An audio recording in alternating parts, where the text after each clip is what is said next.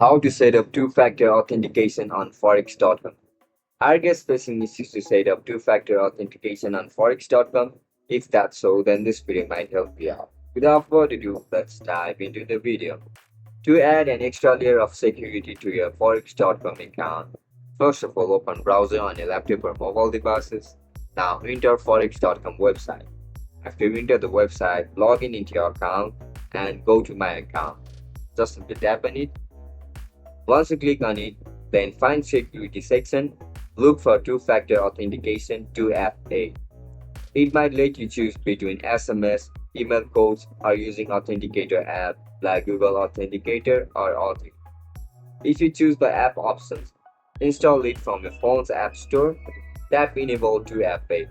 Then scan the QR code or enter the setup key displayed on the screen into your authenticator app.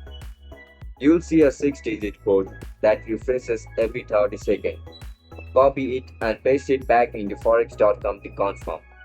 Once verified, 2FA is active and you will need to enter that rotating code each time you log in or perform sensitive actions. This makes it harder for anyone to access your account, even if they know your password. And that's it, guys.